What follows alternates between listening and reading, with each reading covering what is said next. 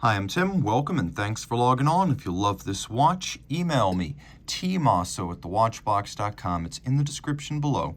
Your purchase and pricing email question line for buying this or any watch you see on any of our platforms. Please reach out to me directly. Email tmosso@thewatchbox.com for pricing details. Today we are discussing the IWC Portugieser Perpetual Calendar, edition 150 years, part of the 2018 150th anniversary of IWC. This reference 5034-05 was made in 250 pieces with hand-polished lacquered dial and rose gold case. The watch is large, as Portugiesers tend to be, 44.2 millimeters in diameter, 15.3 millimeters thick from lug tip to lug tip, 52.3 millimeters, with a 22 millimeter spacing between the lugs. When you throw this watch on my 16 centimeter circumference wrist, you can see it fits, but only just. A wrist any smaller than mine is probably not going to accommodate this watch. You can see down the barrel, the lugs are right out to the edge. Not quite beyond, but right out to the edge. This is not a watch that could be worn on a 15, 14, or 13 centimeter circumference wrist. So it's like the Carnival. You must be this tall to ride. Your wrist must be 16 centimeters circumference or larger. Because of the sloped concave bezel and the cambered crystal, it may fit underneath dress sleeves, but it'll definitely fit underneath a jacket cuff. The strap is high grade, as you can see, large rectangular scale, gloss, black alligator leather. The scales are symmetrical, large and rectangular, indicating a very high grade cut of the hide. We have a monotone stitch in black, a sheer cut side showing the layers of leather. On the bottom, you can see that it is an IWC factory strap in very good condition. From the top, you can see here, no crimping, no gouging. And it is made by Santoni, the Italian leather specialists who provide the higher-end OEM straps to IWC.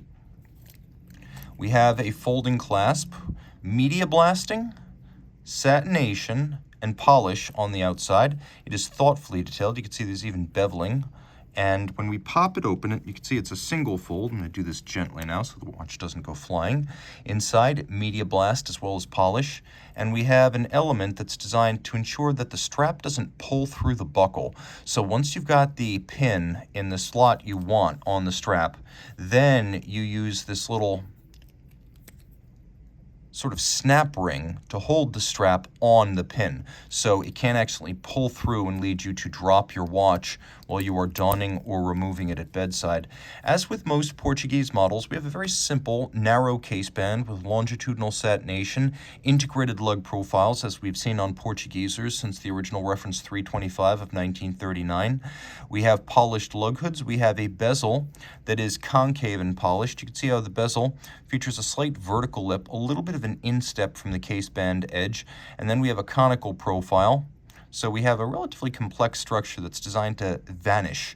When viewed from the front, the bezel of the Portugieser is almost invisible, and the concave profile helps to visually thin out the watch. We have an IWC push-down crown, 30 meters of water resistance. You can see it right there. The IWC logo on the crown, Probus Fusia. A good solid watch made in Schaffhausen.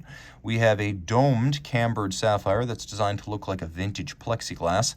And then the calling card of the 150th anniversary watches, the lacquered dial. It's designed to look like the enamel dial of a late 1800s, let's say 1860s, 70s, 80s, and 90s IWC pocket watch from the early days of the brand when owned by F.A. Jones, Hamburger Vogel families. IWC was known for its richly decorated pocket watches. They were made in Eastern Switzerland in the Northeast, where they speak German. That was an unusual place to build a watch back then, because F.A. Jones, he came from Boston, he was an American. He had ideas about uniformity of production, assembly lines, interchangeable parts.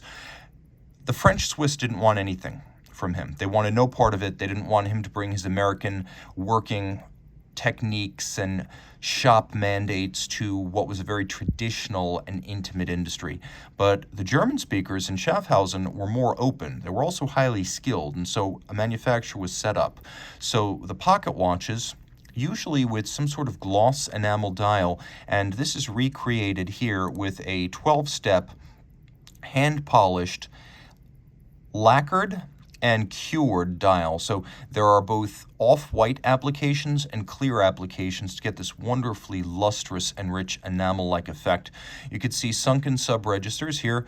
We have a power reserve indicator that's coaxial with the date. We have a northern and southern hemisphere moon phase display. We have coaxial running seconds and day of the week indicator. We have the month down at the bottom. Then we have a little indicator with the year, the decade, the century, and the millennium. And believe it or not, these watches come with what's called the century slide. So if you need centuries beyond what's inside the watch to be displayed, you can have your watchmaker fit the century slide to give you centuries that are not currently loaded into the watch physically. Now, as with the original Portugieser of 1939, this is an oversized dress watch, and that is deliberate because in 1939, the best way to get an accurate wristwatch was to use a pocket watch movement. And so the Portuguese importers of IWC, Mr. Rodriguez and Teixeira, wanted that ultra-accurate wristwatch. The only way to do it at the time was to take an IWC pocket watch caliber, design a wristwatch around that, because pocket watch calibers were more accurate, and then deliver that as the finished product, and thus the original purpose-built oversized dress watch was born. That original one would have featured small seconds, which we have here, albeit at 9 o'clock, leaf-style hands, which we have, Arabic numerals vertically arrayed, which we have, and also a railroad track outboard for reading the minutes. Now, this watch has a lot more than just that. Take a look at the running seconds. I'll pull the crown out all the way. Now you can see how the seconds hand is stopped. There's very little dead angle in this crown. It causes the minute hand to jump almost the second I apply finger pressure, and the crown is very solid, no tendency to wobble or bend. Not every stem tube assembly is that strong. IWC is justifiably famous for building these robustly. Now, this is the IWC Kurt Klaus Perpetual Calendar System that was created in the 1980s by IWC watchmaker Kurt Klaus, and he did it with pencil and paper, and he created a mechanically programmed, quick-setting, sequentially operated perpetual calendar. So the day, the date, the month, the moon phase, even the year indicator, all mechanically programmed with a quick set. So you pull the crown to the intermediate position, you turn counterclockwise, and note how everything, the day, the date, even the moon phase, and when the time comes, the month, jumps forward in mechanically programmed coordinated fashion, which means you really don't need to look up the current day, date, or moon phase. Just set the correct date for the month you're in, and it will do all the math for you. Turn it all over, we have a movement that is 38.2 millimeters in diameter. This is part of the family of the world's largest automatic calibers. Now we have a multiply finished rose gold rotor here. We have the IWC Albert Peloton pawl-based bidirectional winding system here with a pawl wheel and pawls in ceramic to improve efficiency and durability, and also to remove the age-old dirt on the movement problem often caused by the Peloton systems. With ceramic unlubricated, that's no longer an issue.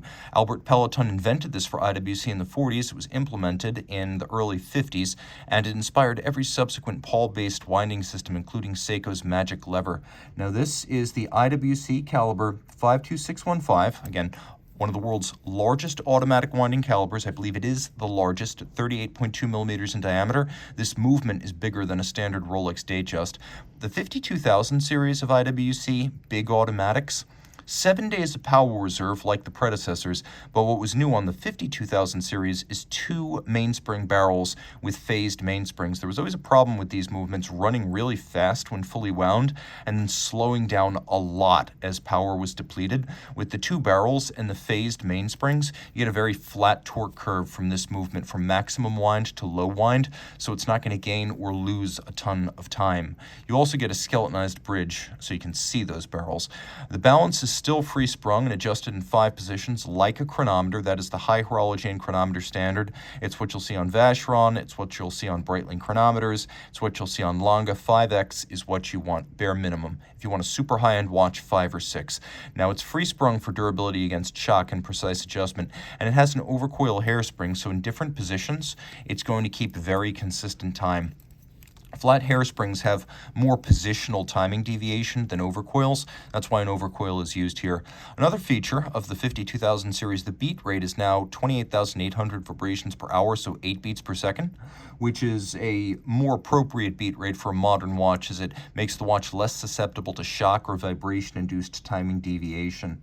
And all of this pivoting on 54 joules. The case is 30 meters water resistant, so dress watch water resistance.